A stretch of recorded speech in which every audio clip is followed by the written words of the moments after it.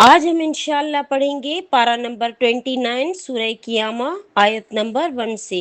اعوذ باللہ من الشیطان الرجیم، بسم اللہ الرحمن الرحیم، لا اقسم بیوم القیامہ ولا اقسم بالنفس اللوامہ، ایحسب الانسان ان لن نجمع عظاما بلا قادرین علی ان نسوی بنانا بل یرید الانسان لیفجر اماما یسأل ایان یوم القیامہ۔ صدق اللہ العظیم۔ جزاک اللہ خیر الحسن جزائے فی الدارین آمین ثم آمین۔ جزاک اللہ پاک۔ اعوذ باللہ من الشیطان الرجیم، بسم اللہ الرحمن الرحیم، رب اشرح لی صدری ویسر لی امری واحلل عقدۃ من لسانی یفقہوا قولی، رب زدنی علما، اللہم فقہنا فی الدین، اللہم حاسبنی حسابا یسیرا، سبحان اللہ بحمدہ عدد خلقہ رضی نفسہ زینت عرشہ مداد کلماتی، اللہم صلی علی محمد وبارک وسلم علیہ۔ سورہ قیامہ ہے 29ویں سپارے میں۔ اس کا ترجمہ کچھ یوں ہے: شروع اللہ کے نام سے جو بڑا مہربان ہے اور نہایت رحم والا ہے۔ بے شک میں قیامت کے دن کی قسم کھاتا ہوں، اور میں ملامت کرنے والے نفس کی قسم کھاتا ہوں کہ قیامت آ کے رہے گی۔ کیا انسان یہ سمجھتا ہے کہ ہم اس کی ہڈیاں اکٹھی نہ کر سکیں گے؟ کیوں نہیں، ہم اس بات پر قادر ہیں، پھر سے ان کی انگلیوں کے پور پور تک درست بنا دیں گے۔ بلکہ انسان یہ چاہتا ہے کہ وہ اللہ کے احکام کے علل غم بدعمالیاں کرتا رہے۔ پوچھتا ہے کہ قیامت کے دن کب ہوگا؟ اس کا جواب یہ ہے کہ جب آنکھیں چنیا جائیں گی اور چاند گرہن لگ جائے گا اور سورج اور چاند ملا دیے جائیں گے۔ اس دن انسان کہے گا کہ کہاں بھاگ کر جاؤں؟ ہرگز نہیں، اسے کوئی پناہ کی جگہ نہیں ملے گی۔ اس دن آپ کے پروردگار کی طرف جا کر ٹھہرنا ہوگا۔ اس دن انسان کو بتلا دیا جائے گا کہ اس نے آگے کیا بھیجا ہے اور پیچھے کیا چھوڑا ہے۔ بلکہ انسان اپنے آپ کو خود خوب دیکھنے والا ہے، خواہ وہ کتنی ہی معذرتیں پیش کرے۔ باقی دعوانا، ابھی ہم نے یہاں تک پڑھی ہے، تھوڑا سا 14-15 آئے تھے ہم نے تلاوت کا ترجمہ کر کے سنایا ہے۔ اس میں ہمیں جتنا ٹائم ہوگا اس کا انشاءاللہ ہم تفسیر اب آپ لوگوں کو بتاتی ہوں۔ اللہ تعالیٰ ہم لوگوں کی زبان کی گرہ کو کھول دے اور ہمارا کام آسان کر دے، اور ہماری بات لوگوں کو سمجھ میں آ جائے۔ ہماری بات کا مطلب اللہ تعالیٰ کی باتیں۔ جی، میں قیامت کے دن کی قسم کھاتا ہوں، اور میں ملامت کرنے والے نفس کی قسم کھاتا ہوں۔ یہاں پر اب میں یہ دیکھ رہی تھی کہ اب 29ویں سپارے میں 30ویں سپارے میں اب زیادہ تر ہمیں آخرت کے بارے میں بتایا جائے گا کہ آخرت کیسے ہوگی، کیا ہوگی، قیامت آئے گی کس طرح ہوگا، اور کیا کیا کچھ ہوگا، اس کے بعد والا انجام کیا ہوگا، قیامت کے دن کیا پوچھا جائے گا، کیا ہوگا، وہ ساری چیزیں اب ہماری احکامات جو تھے، ہم نے شروع میں بہت سارے احکامات پڑھے اللہ کی، سورہ نساء میں، سورہ آل عمران میں، سورہ بقرہ میں، بہت ساری صورتوں میں ہم نے کچھ نہ بہت زیادہ احکامات پڑھے ہیں۔ لیکن اب ہم نے اس کا جو ہے عمل کرنا ہے، ان ساری چیزوں پر عمل کرنا ہے۔ اگر ہم عمل نہیں کریں گے تو اللہ تعالیٰ جو ہم سے پوچھے گا وہاں آخرت میں کہ تم نے یہ سب پڑھا تھا، یہ سب سنا تھا، اس سے گزر چکے تھے، تمہیں پتا تھا، تمہیں اتنی زندگی دی تھی، میں نے اتنی لمبی زندگی دی تھی، تم نے اس میں کیا کیا؟ تو اب ہم نے اس سب چیزوں سے ڈر جائیں کہ اللہ تعالیٰ ہم سے وہاں کیا کیا سوال کرے گا، اور کس طریقے سے ہم اللہ کے سامنے اکیلے حاضر ہوں گے۔ مطلب ہمیں ڈر لگتا ہے تو ہم کسی کو پکڑ لیتے ہیں، کسی کے آنچل کو پکڑ لیتے ہیں، کسی کے ساتھ چلتے ہیں، کسی سے پیچھے سے چلتے ہیں، چھپ کے چلتے ہیں کہ نہیں مجھے ڈر لگ رہا ہے۔ لیکن اللہ کے یہاں جانے کے لیے کیا کرنا پڑے گا؟ اکیلے تنہا ہم اکیلے کھڑے ہوئے سینہ سامنے آمنے سامنے، جیسے انسان کو ڈر لگتا ہے کہ کوئی پسٹل مارے گا تو میرے سینے پہ ڈائریکٹ لگے گی، تو انسان تھوڑا ادھر ادھر ہو جاتا ہے۔ لیکن یہاں پر پسٹل لگے یا کچھ بھی لگے، ہم نے تو سامنے ہی آنا ہے۔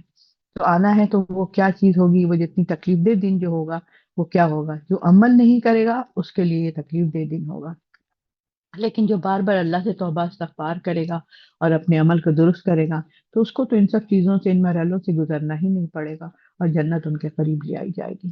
تو اللہ تعالیٰ ہم سب دعا تو یہی کرتے ہیں کہ اللہ ہمیں ان لوگوں میں شامل کر دے اور اللہ ابھی بھی ہم دعا کرتے ہیں کہ اللہ ہم سب لوگوں کو، پوری امت کو اللہ تعالیٰ ہمیں بغیر حساب کتاب کے جنت میں داخل کر دے اپنی رحمت کی بنا پر۔ جب ہم اس میں دیکھتے ہیں بڑی مطلب ایسی باتیں ہیں کہ جس سے ہمارے دل دہل جا رہے ہیں کہ میں قیامت کے دن کی قسم کھاتا ہوں۔ انہیں قسم کھانے سے مقصد کیا ہے؟ بعض دفعہ تو اپنی بات کو انسان اسٹرانگ بنانے کے لیے کہتا ہے کہ بھائی میری بات پر یقین کرو، تو میں قسم کھاتا ہوں کہ دیکھو ایسا نہیں کیا تھا یا ایسا کیا تھا، تو یہ ہو جاتی ہے۔ اور بعض دفعہ کیا ہوتا ہے، قسم جو ہے نا بطور شہادت یا شہادت کو مزید مطلب اسٹرانگ کرنے کے لیے کھائی جاتی ہے، یعنی شہادت دینا، میں شہادت دیتی ہوں، میں سچ کہہ رہی ہوں۔ تو شہادت دینے سے مطلب کیا ہوتا ہے؟ قسم کھا کے انسان شہادت دیتا ہے۔ میں آپ کو دوبارہ بولتی ہوں، قسم کھانے سے مقصد بعض دفعہ تو اپنی بات کو منوانا ہوتا ہے، اور بعض دفعہ قسم بطور شہادت یا شہادت کو مزید اسٹرانگ بنانے کے لیے، مضبوط بنانے کے لیے کھائی جاتی ہے۔ اور ایسی چیز کی کھائی جاتی ہے جیسے انسان بہرحال اپنی ذات سے بالا تر سمجھتا ہے، اور چونکہ انسان خود اشرف المخلوقات پیدا کیا گیا ہے، اشرف ہے وہ سب سے، تو لہٰذا ہم انسانوں کو یہی حکم ہے کہ اگر قسم کھانے کی ضرورت پیش آئے تو صرف اللہ کی ذات یا اس کی صفات کی کھائی جائے۔ یعنی کہ ہم تو کچھ بھی نہیں ہے، میری قسم کیا، یا انسانوں کی قسم کیا، یا ہم اپنی ماں کی قسم لوگ کہتے ہیں، باپ کی قسم، بھائی بچوں کی قسم، تو یہ کیا، یہ تو ایک کوئی ایسی خاص چیز نہیں ہے اللہ کی نظر میں، مطلب یہ تو انسان ہے، لیکن اللہ تو ہماری نظر میں بہت اہم ہے۔ اللہ تو جب ہم کہتے ہیں اللہ کی قسم، تو سمجھیے ہم نے اللہ کو اپنا وہ بنایا، تو یہ بہت امپورٹنٹ بات ہے۔ لیکن اس میں اگر جھوٹ بول رہے ہیں تو سمجھیے کہ سزا بھی اتنی ہی زیادہ سخت ہوگی پھر۔ اس کے علاوہ غیر اللہ کی قسم کھانا شرک اور حرام ہے، غیر اللہ کی قسم کھانا۔ لیکن اللہ تعالیٰ اپنی مخلوق میں سے جس چیز کو اہم سمجھتے ہیں، قسم اٹھانا چاہتے ہیں، بطور شہادت یا دلیل پیش کر کے قسم اٹھا سکتے ہیں اللہ تعالیٰ۔ مثلاً یہی قیامت کا دن جیسے کہ برپا کرنا اللہ کے لیے مطلب وہ مشکل کام نہیں ہے، وہ بتایا جا رہا ہے کہ قیامت کے دن کی قسم، تو اللہ تعالیٰ کی یہ ساری چیزیں ہیں، تو اللہ تعالیٰ قسم اس طرح کھاتا ہے۔ اور یہ ایسی چیز تھی جس کا کفار مکہ جو ہے تھے ایک دم سے اکثر ان کو انکار ہی کرتے تھے کہ قیامت تو ہوگی ہی نہیں، تو اللہ تعالیٰ قیامت ہی کی قسم کھا کے کہتا ہے قیامت کی قسم، قیامت ہوگی، میں اس کی قسم کھا کے کہتا ہوں، لیکن کفار مکہ اس کا انکار کرتے تھے۔ لہٰذا اللہ تعالیٰ نے ان کافروں کی یقین دہانی کی خاطر قیامت کے دن کی قسم اٹھا کر فرمایا کہ وہ یقیناً واقع ہو کر رہے گی، یقیناً۔ تو یہ ہو گیا کہ میں قیامت کے دن کی قسم کھاتا ہوں، اور ملامت کرنے والے نفس کی قسم کھاتا ہوں۔ اب یہ کیا چیز ہوتی ہے؟ نفس آپ لوگ نوٹ کریں، نفس انسانی کی تین حالتیں ہوتی ہیں۔ نفس سے اپنے نفس کی، انسان کی تین حالتیں، یعنی اپنے نفس انسانی کی تین حالتیں ہوتی ہیں۔ نفس انسانی کی تین مختلف قسمیں یا ان کی حالات ہوتی ہیں، اور یہ سب قرآن کی مختلف آیات میں ثابت ہیں۔ کس کس طریقے سے؟ نفس کی ابتدائی حالت یہ ہوتی ہے کہ وہ عموماً بری باتوں کا ہی انسان کو حکم دیتا ہے۔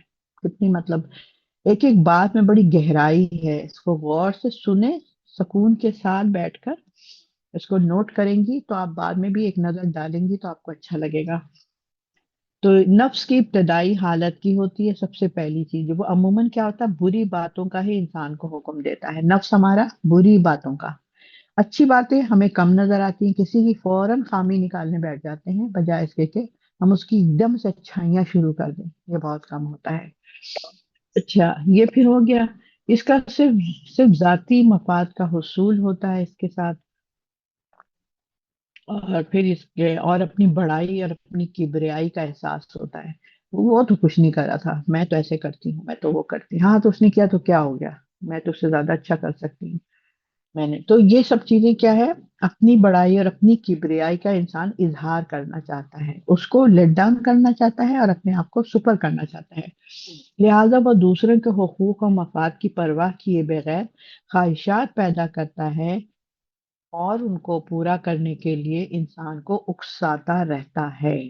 نفس جو ہے ہمارا ہمیں اکساتا رہتا ہے کہ اس کی وہ پرواہ نہ کرو، تم تو بہت اچھے ہو، وہ تو ایسی بیکار ہے، اب اس کی چلو غیبتیں شروع کر دیتے ہیں، اس کے گھر گئے تھے تو کیا ہوا تھا، تو یہ ہوا تھا، ایسا تھا کھانا، ویسا تھا، ایسے اس نے کہا، اس نے ایسے کہا، عجیب عجیب سی بیکار اور واہیات باتیں ہم لوگ شروع کر دیتے ہیں۔ تو یہ سب کیا ہے، چونکہ یہ ہماری پریکٹیکل لائف میں ہے، اس لیے میں آپ کو یہ بات بتا رہی ہوں۔ نفس کی ایسی حالت کو نفس امارہ کہا جاتا ہے۔ پھر جب اس نفس کی کسی حد تک اصلاح ہو جاتی ہے، تو اسے کوئی برا کام کر لینے کے بعد ایک طرف کی اس کے اندر ندامت ہوتا ہے، اس کو احساس ہوتی ہے۔ ایک چیز ہوتی ہے کہ انسان برائی کرتا رہتا ہے اپنے نفس کی، مطلب اپنے نفس اس کو جو ہے نا برائی کے اوپر اکساتا ہی رہتا ہے، اور وہ برائیاں کرتا رہتا ہے، غیبتیں کر رہے ہیں، برائیاں کر رہے ہیں، دوسروں کو نیچا سمجھ رہے ہیں، حقیر سمجھ رہے ہیں، وغیرہ وغیرہ، بہت ساری چیزیں ہیں۔ اور کچھ جو ہوتا ہے وہ کیا ہوتا ہے، کبھی کبھی اپنا ضمیر جو ہے اس کو بولتا نہیں ہے ٹھیک تو تھا، ویسے اتنا مسئلہ بھی نہیں تھا، اچھا تو تھا، صحیح تو تھا، یعنی کچھ اچھے کی طرف بھی اس کو کرتا ہے، برا کام سے وہ ملامت کرتا ہے، ندامت اس کو ہوتی ہے۔ تو نفس اس حالت کو ہی اس آیت میں نفس لوامہ کہا جاتا ہے۔ ابھی دیکھیے، ایک نفس امارہ بھی آپ کو میں نے بتایا، ابھی میں نے آپ کو لفظ لوامہ بتایا۔ لوامہ کیا کرتا ہے، یعنی برائی کا اس کو پتا چلتا ہے کہ ٹھیک ہے برائی نہیں کرنا چاہیے، تو یہ تھوڑا سا اس کے اندر پلس پوائنٹ تھا۔ اور اس کے بعد اس کو کہتے ہیں ملامت کرنے والے نفس کو، اور اسے ہی ہم آج کی زبان میں ضمیر کہتے ہیں۔ ضمیر کہتے ہیں، جیسے ہمارے اندر کی آواز آتی ہے ہمیں کہ اتنا برا بھی نہیں تھا، ہاں مگر تم اتنی برائی کر رہی ہو، تو اندر سے جو آواز آتی ہے ہماری، اس کو ہم کہتے ہیں ضمیر۔ تو اس کو اصل میں جو ہے لفظ لوامہ کہا جاتا ہے، ٹھیک ہے؟ تو نفس لوامہ جو ہے ضمیر کو کہتے ہیں، اس کو سمجھ جائیے۔ اور پھر جب نفس کی پوری طرح اصلاح ہو جاتی ہے، اس کو صحیح کر لیتے ہیں، اصلاح ہو جاتی ہے، تو وہ اللہ کا فرما بردار بن جاتا ہے۔ کتنی پیاری بات ہے۔ اور اسے برے کاموں سے پھر نفرت اور چڑ سی ہونے لگتی ہے۔ مطلب جب نفس سے وہ جو ہو جاتا ہے ہمارا لوامہ، تو وہ کیا کرتا ہے، ہمیں اچھی باتوں کی طرف مائل کر دیتا ہے، ٹھیک ہے؟ اور اس کے بعد پھر نفس پوری طرح پھر اس کی اصلاح ہو جاتی ہے، اور اللہ کا فرما بردار انسان وہ پھر بن جاتا ہے۔ اگر اس کا لفظ لوامہ سلامت ہے، اس کو ڈیمیج نہیں ہے، وہ زخمی نہیں ہے، وہ بالکل صحیح سالم صحت مند ہے، تو پھر اس کو ہر وقت وہ اپنے آپ کو ہمیں ملامت کرے گا، تم نے ایسے کیسے کہہ دیا، تم نے یہ کیوں کہہ دیا، تم نے ایسے گناہ کیوں کر دیا، تم ایسے کیوں کرتی ہو۔ تو یہ کیا ہوتا ہے، یعنی کہ لفظ لمامہ جو ہمارا ضمیر ہے وہ ہمیں بار بار کچوکے لگاتا رہتا ہے، تو اسے برے کاموں سے نفرت اور چڑ سی ہو جاتی ہے۔ پھر انسان کو برے کام اچھے نہیں لگتے، اس کو وہ خود ہی کہتا ہے مجھے یہ کام بالکل اچھے نہیں لگتے، یہ لوگ مجھے بالکل اچھے نہیں لگتے، یہ ہر وقت لوگوں کی غیبتیں کرتے رہتے، مجھے ایسی جگہ میں جانا ہی نہیں، مجھے ایسی جگہ میں بیٹھنا ہی نہیں، مجھے ان لڑائی جھگڑوں میں پڑنا ہی نہیں۔ تو سمجھ جائے کہ وہ بیسٹ انسان بننے والا ہے۔ اور اگر اسی میں وہ رہتا نہیں نہیں چلو تھوڑا دیکھیں تو صحیح کہہ کیا رہے ہیں لوگ، نہیں تم چلو چل، بھائی نہیں، آپ جاؤ، آپ کا عمل آپ کے ساتھ، میرا عمل میرے ساتھ، ہم آپ کو روکیں گے کہ آپ بھی مت جاؤ، اگر آپ نہیں جانا تو میں آپ کے ساتھ نہیں چلوں گی، آپ کو جو مرضی ہے کریں، لیکن یہ آپ بھی مت کریں تو اچھی بات ہے۔ اور بھلائی کے کاموں میں پھر اس کا دل لگنے لگتا ہے۔ اب ہم سب بہنیں اپنے آپ کو چیک کریں یہاں پر، کیا ہمارا بھلائی کے کاموں میں دل لگتا ہے یا نہیں لگتا ہے؟ انہی میں وہ اپنی خوشی اور اطمینان محسوس کرتا ہے، اور ایسے نفس کو نفس مطمئنہ کہا گیا ہے۔ کتنی پیاری بات ہے۔ اب یہ کیا چیز ہے، جو مستقل اس طرف جا رہا ہوتا ہے۔ لوامہ تو ہوتا ہے نا کہ وہ آپ کو مطلب وہ کرتا ہے، بتاتا ہے کہ نہیں آپ غلط کیا، نہیں آپ نے صحیح کیا، ہاں آپ نے کچھ اچھا کیا، وہ ہمیں تھوڑا سا جگا رہا ہوتا ہے، یہ جو لوامہ جو ہوتا ہے۔ اور ہمارا تو کہتے ہی یہ غلط کام کرو، ٹھیک ہے؟ اور لوامہ جو ہے ہمیں تھوڑا روکتا ہے۔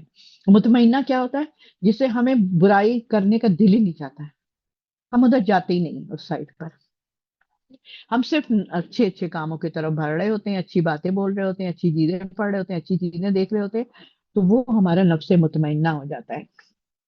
اس مقام پر اللہ تعالیٰ نے نفس لوامہ کی قسم کھائی ہے، کیونکہ انسان کے نفس میں برے اور بھلے کی پوری طرح اس کے اندر تمیز موجود ہے۔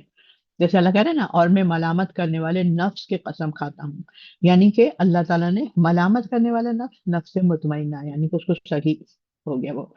پھر اسی تمیز کا نتیجہ یہ بھی نکلتا ہے کہ برے کام کا نتیجہ برا ہوتا ہے اور بھلے کام کا نتیجہ بھلا ہونا چاہیے۔ اور یہی قیامت اور آخرت کا اصل مقصد ہے۔ قیامت اور آخرت کا اصل مقصد کیا ہے؟ یہی ہمارا نفس مطمئنہ ہے۔ ٹھیک ہے؟ اور بالافا تمہارا دیگر تمہارے لفظ لوامہ بھی اس بات پر دلیل ہے کہ قیامت ضرور واقع ہونے والی ہے۔ یہ ہے نفس جو ہے لوامہ، وہ کہتا ہے۔ اچھا جی، اس کے بعد آگے اللہ تعالیٰ فرماتے ہیں کہ قیامت آ کر رہے گی، کیا انسان یہ سمجھتا ہے کہ ہم اس کی ہڈیاں اکٹھی نہ کر سکیں گے؟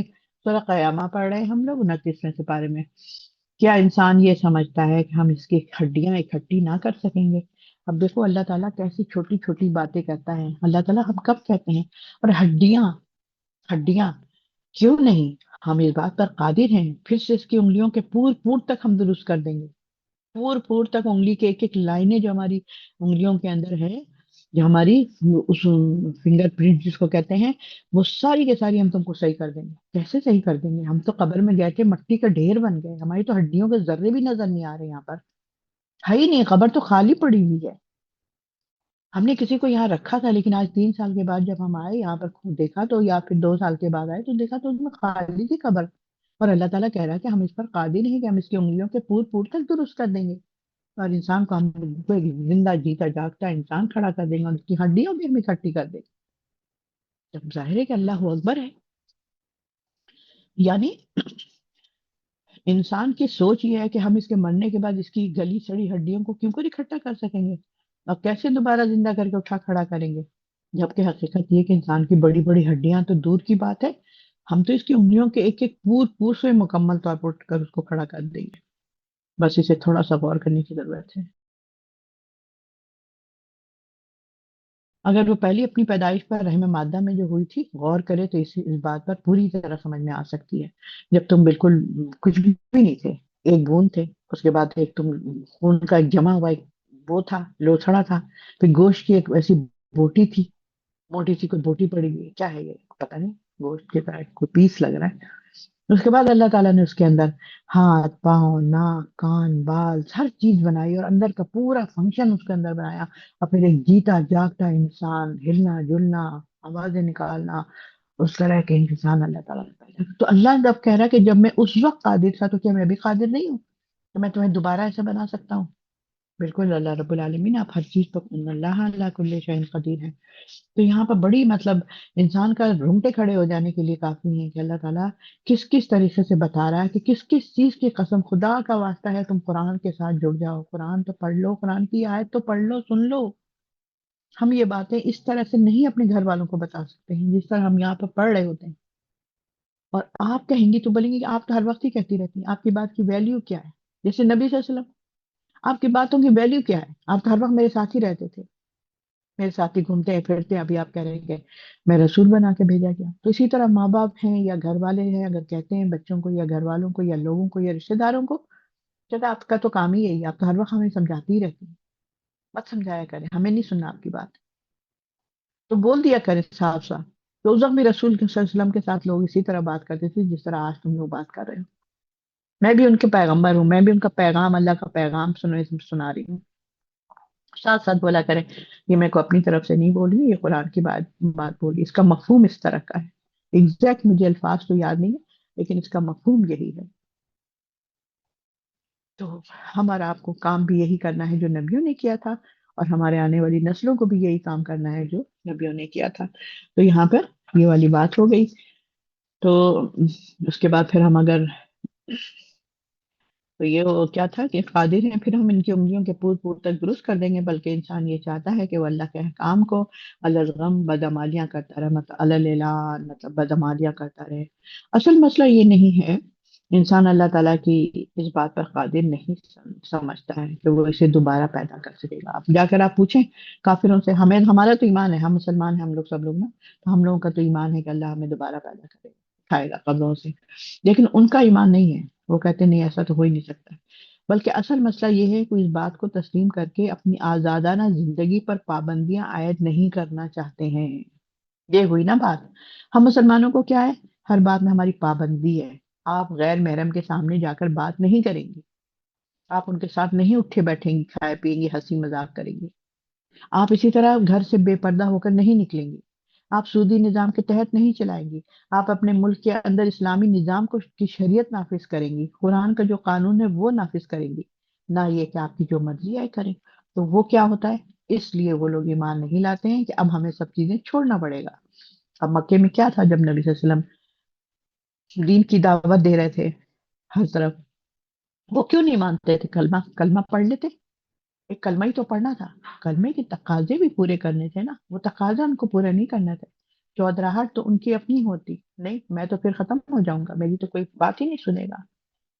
تو پھر وہ ساری چیزیں کیا زندگی میں پھر پابندیاں عائد ہو جاتی ہیں جب انسان مسلمان صحیح معنوں میں بن جاتا ہے. اور ہم لوگ کیسے لوگ ہیں؟ ہم پر تو کوئی پابندی نہیں ہے، ایسے مرضی ہے. نماز پڑھنا ہے تو پڑھو، نہیں پڑھنا مت پڑھو. روزہ رکھنا ہے رکھو، نہیں پڑھنا رکھنا ہے تو نہ رکھو. 2 وقت کی نماز پڑھ لو، 1 وقت کی پڑھ لو، فجر کی چھوڑ دو، کسی اور وقت کی چھوڑ دو، مسجد مت جاؤ، گھر میں پڑھ لو، جھوٹ بول لو، کوئی بات نہیں. بدماشیاں کر لو، غضب کر لو چیزیں پر، یتیموں کے مال کھا لو. مطلب ہم لوگ تو اس چیز کو کرنا ہے تو کر لو، نہیں کرنا مت کرو، تمہاری مرضی. لیکن ہے ہم مسلمان ہی، کلمہ پڑھنے والے ہیں. اور ہم بہت خوش گمان ہیں کہ ہم تو جنت میں جائیں گے کیونکہ میں نے کلمہ پڑھا ہے. واہ بھائی واہ، واہ بھائی واہ.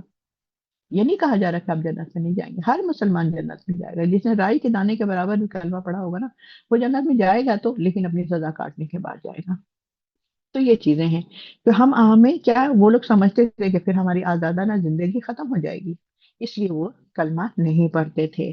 اسے خوب معلوم تھا کہ اگر ان کا عقیدہ آخرت کو تسلیم کر لیا تو اسے اللہ اور اس کے رسول صلی اللہ علیہ وسلم کی اطاعت کرنی پڑے گی.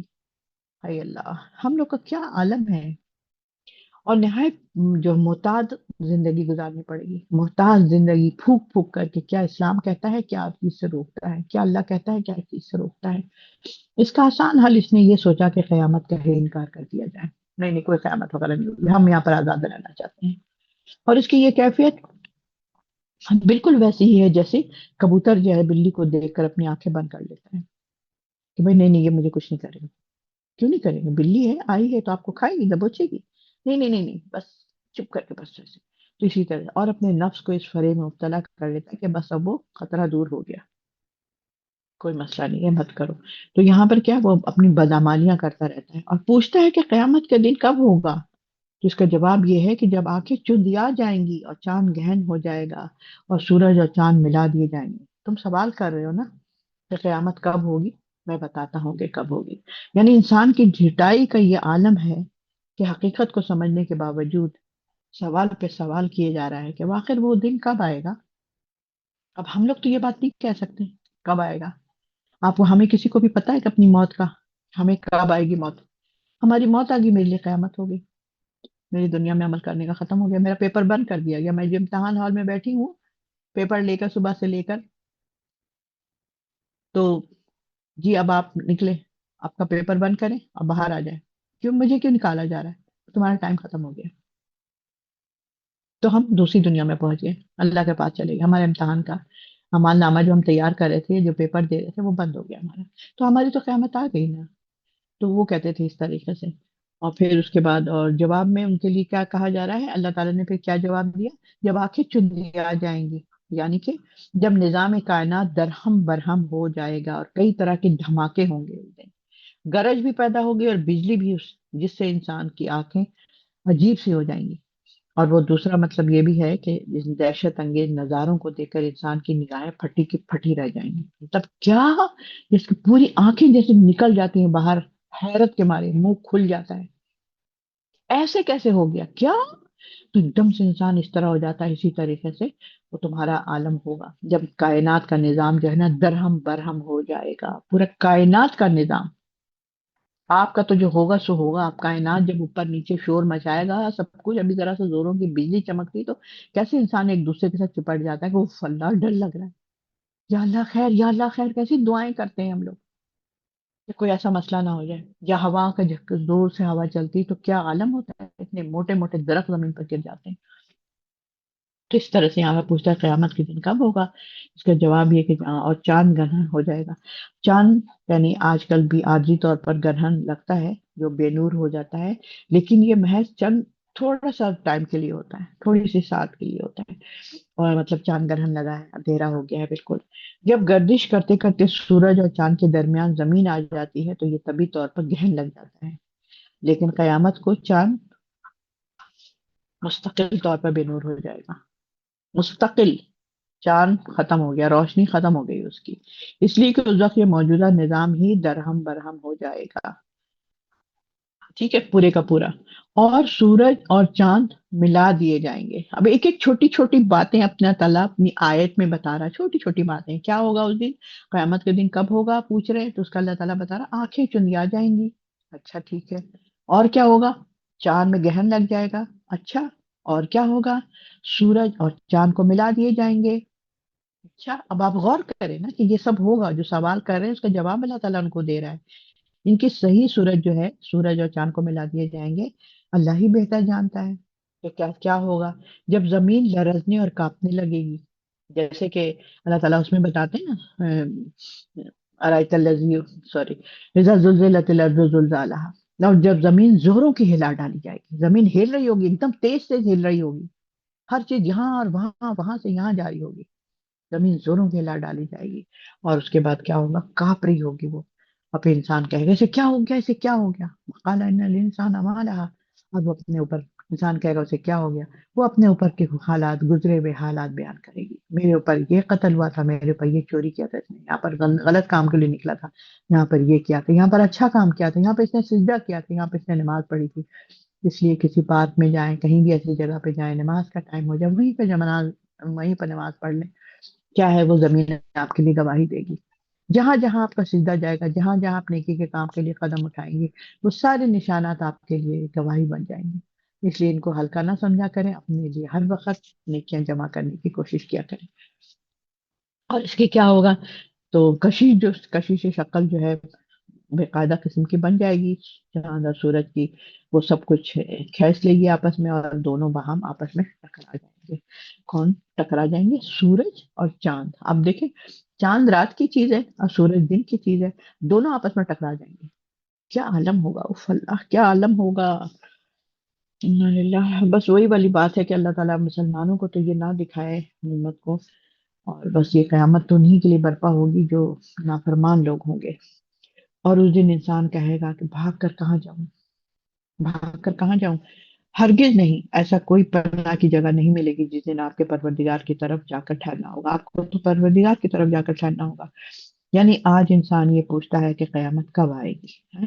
آئے گی کب، لیکن جب قیامت فی الواقع آ جائے گی تو اس وقت اس سے بچ جائے گی، اور بچ کر بچے گی، اور بھاگ کھڑے ہونے کی صورت سوچے گا انسان کہ قیامت آ گئی، اب بھاگو، کہاں بھاگو، اب بھاگتا ہے، بھاگ جاتے ہیں یہاں سے، اور دوسروں سے پوچھے گا، مگر اس سے سخت ناکامی ہوگی، مطلب بھاگنا، بھاگو بھاگو، کہاں بھاگے، کہاں بھاگے ایک دوسرے سے، کیا عالم ہوگا، اللہ اکبر، نہ کوئی فرار کا راستہ ملے گا، نہ کوئی پناہ کی جگہ ملے گی، نہ بھاگ سکتے ہیں، نہ کہیں چھپ سکتے ہیں، اور انسان اس بات پر مجبور ہو جائے گا کہ سیدھا اپنے پروردگار کے حضور میں پیش ہونے والا ہے،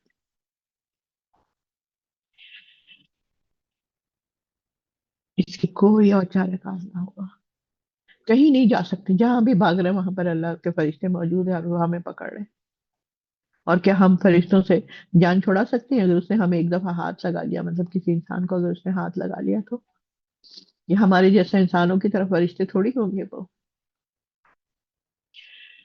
تو یہاں پر یہ کہ کہاں بھاگ کر جاؤں، ہرگز نہیں، اسے کوئی جائے پناہ کی جگہ نہ ملے گی، اس دن آپ کے پروردگار ہی کی طرف جا کر اس کو ٹھہرنا ہوگا، اس دن انسان کو بتلا دیا جائے گا کہ اس نے آگے کیا بھیجا ہے اور پیچھے کیا چھوڑا ہے، کتنی بڑی بات ہے، ہم لوگ ہر، میں نے اپنے آپ کے بارے میں سوچی کہ اللہ تعالیٰ مجھ سے پوچھے گا تم نے کیا چھوڑا ہے، دنیا میں کیا چھوڑ کر آیا ہو، اور آگے کے لیے تم نے کیا بھیجا تھا، کچھ بھیجا تھا، کچھ یاد تھا، کچھ اللہ کا خوف ہوتا تھا،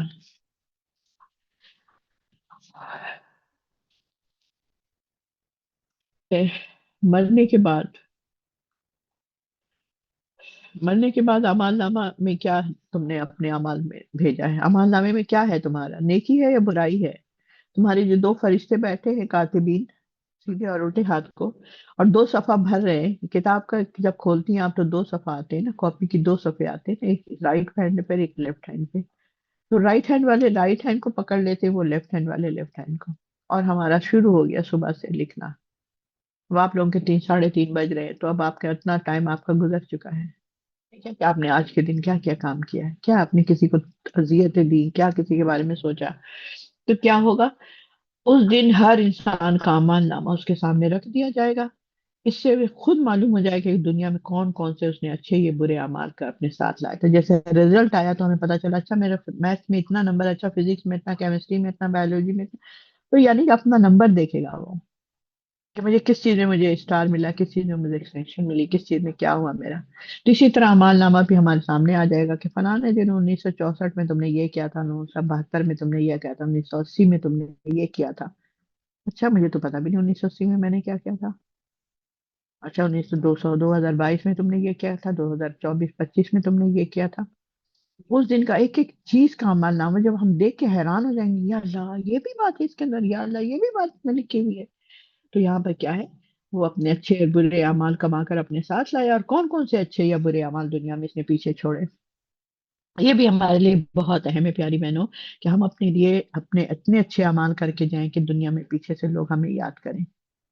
आपका अखलाक अच्छा होगा, आपकी सिफत अच्छी होगी, आपने लोगों को सिखाया होगा, आपने कुछ लोगों को बताया होगा, तो फिर वो लोग, अब देखिए बताते तो हम लोग हैं, वालिदैन जो अपने बच्चों को नेकी बताते हैं ना, कलमा सिखाया उन्होंने, नमाज सिखाया उन्होंने, बहुत सारी चीजें उन्होंने सिखाई।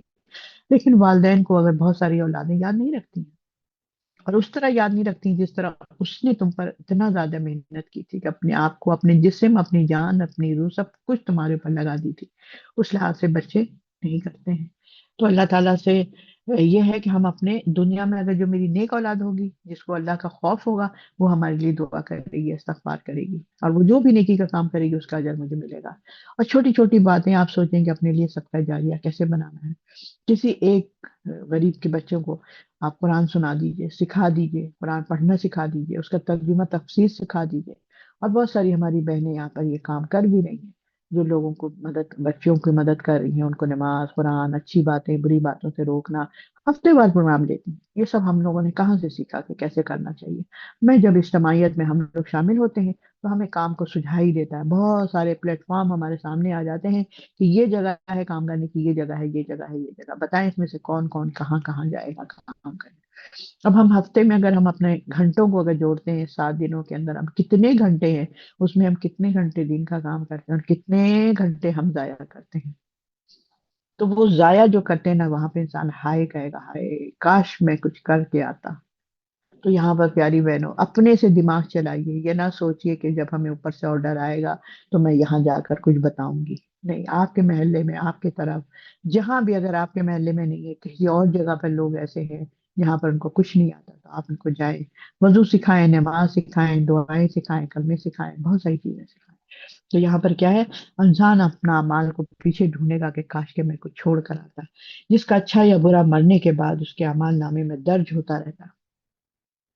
जैसा कि रसूलुल्लाह सल्लल्लाहु अलैहि वसल्लम ने फरमाया, जिस शख्स ने इस्लाम की में कोई नई बात जारी की, उसके लिए उसने अपने अमल का भी सवाब है, और जो लोग उसके बाद इस बात पर अमल करेंगे उसका भी सवाब मिलेगा। आपने एक नई जगह पर जाकर के दीन का काम करना शुरू कर दिया, दर्स देना शुरू कर दिया, बच्चों को समेटा, इतना तो आता ही हम लोगों के, बच्चों को तो बता ही सकते हैं कुछ ना कुछ, या जो जैसे भी कर सकता है। हमें सिर्फ ये नहीं, आप मीडिया पर आ जाएं, आप इसके ऊपर अच्छी बातें फैलाएं, आप ये करें, वो करें, जो भी जैसे कर सकता है। तो उस दिन क्या होगा, तो उसे अपने अमाल, बगैर इसके कि इन लोगों का सवाब कुछ कम हो, और जिसने इस्लाम में कोई बुरी बात डाली उस पर भी अपने अमाल का बार उन लोगों पर होगा। अब कोई हमने रस्म रिवाज हमने शुरू कर दी, कोई सिस्टम शुरू कर दिया जो कि इस्लाम में नहीं था ये, ठीक है, तो वो उसका भी गुनाह जो है आपके सर पे मिलता रहेगा, मिलता रहेगा, मिलता रहेगा। अब क्या, हमारे आबा अजदाद से ही तो हम लोग लेते हैं, ये रस्म हमारे यहाँ होती है भाई, हम तो हर हाल में करेंगे, स्वयं नहीं करेंगे तो हाय अल्लाह, हमारी तो नाक कट जाएगी। जब तुम्हारे मतलब किसी दुनिया से लोग चले गए तो हम बड़े बड़े देग बनवाएंगे, नहीं तो मेरी तो नाक कट जाएगी बिरादरी में। हम लोग तो शहरी लोग हैं ना, गांव साइड पे आप जाएं तो वहां पर तो ये सब बहुत ज्यादा उनकी नाक कटती रहती है। तो वो कर्ज लेते हैं, उधार लेते हैं करके अपना देग चढ़ाते हैं। अल्लाह, इनके बेटे ऐसे थे, इन्होंने अपने बाप से कोई मोहब्बत ही नहीं थी, अब कर्ज लेकर के देग चढ़ाया हुआ। हमारी मेड वगैरह हम लोग को बताती रहती है। तो यहाँ पर ये क्या है, ये सारी चीजें हैं। कोई जगह पनाह न मिलेगी, जिस दिन परवरदिगार जाकर ठहराएगा उस दिन इंसान को बताया जाएगा कि उसने आगे क्या भेजा है और पीछे क्या छोड़ा है। बल्कि इंसान अपने आप को खुद देखने वाला है, खा वो कितनी ही माजरतें पेश करे, चाहे जितनी भी माजरतें पेश करो, लेकिन अल्लाह ताला को सब कुछ पता है। और ए नबी सल्लल्लाहु अलैहि वसल्लम, अ, इस वही को जल्दी जल्दी याद कर लेने के बाद अपनी जुबान को हरकत में ना दे। बस इसमें ख्याल से यहीं तक ठीक है। تو آپ کو خوب دیکھ لیں اور خواہ وہ کتنی ہی معذرتیں پیش کرے گا. یعنی کہ تحریری اعمال نامہ جو ہوتا ہے انسان کے سامنے صرف اس لیے رکھا جاتا ہے کہ انصاف کے تقاضے پورے کیے جا سکیں. تحریری ہے نا، یہ دیکھیں ثبوت ہے آپ کا. تو اللہ تعالیٰ نے بھی کتنا زبردست کام کرتا ہے کہ تحریری چیزیں لے کر آئے گا اللہ. اور آپ کو آپ کی تسلی کے لیے، ورنہ اللہ کو تو سب پتا ہے کہ آپ نے فلانے دن فلانے گھنٹے میں فلانے منٹ پر آپ نے کون سی اچھائی کی تھی اور کون سی برائی کی تھی. لیکن تحریری جو ہوگا وہ آپ اس کو پھر نہیں جھٹلا سکتے. یہ لو، یہ لو اپنا اعمال نامہ خود پڑھ لو. سورہ واقعہ میں ہے نا. ورنہ حقیقت ہے کہ انسان کو اپنے اچھے یا برے کیے ہوئے اعمال کا پورا اچھی طرح اس کو پتا ہوتا ہے، اور وہ ہلے بہانے تراشتا ہے تو موت اس لیے کہ انسان اپنا قصور ماننے کے قطعی تیار نہیں ہوتا ہے. اسی وجہ سے کہ نہیں نہیں میرا مطلب یہ تھوڑی سا نہیں، میں تو اس لیے تھوڑی کہہ رہی تھی، میں یہ سب باتیں بنا رہا ہوتا ہے، ہلے بہانے بناتا ہے. مگر اپنے قصور ماننے سے اس کی انا مجروح ہوتی ہے اور اسے موت کے مترادف سمجھتا ہے کہ نہیں میں مر جاؤں گا مگر میں نہیں کر سکتا اس کے بعد. دنیا میں بھی اس کا یہی حال ہے اور آخرت میں بھی یہی. عادی مجرم بن کر وہ ایسی ہی باتیں بنانے کی کوشش کرے گا. تو یہاں پر یہ ساری چیزیں آ گئی ہیں. اللہ اکبر اللہ اکبر. اس کو آیت نمبر ہم نے 16 تک پڑھ لیا. سبحانک اللہم ربنا تقبل منا انک انت السمیع العلیم وتب علینا انک انت التواب الرحیم وصلی اللہ تعالی علی خیر خلقہ محمد وآلہ وصحبہ اجمعین برحمتک یا ارحم الراحمین. ربنا آتنا فی الدنیا حسنہ وفی الآخرۃ حسنہ وقنا عذاب النار. ربنا لا تزغ قلوبنا بعد إذ هديتنا وهب لنا من لدنك رحمة إنك أنت الوهاب. رب اغفر وارحم وأنت خير الراحمين. اللهم إني أسألك علما نافعا ورزقا طيبا وعملا متقبلا.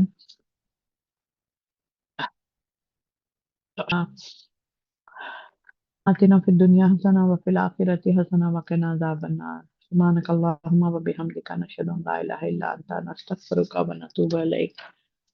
ربنا تقبل منا. السلام علیکم ورحمۃ اللہ وبرکاتہ.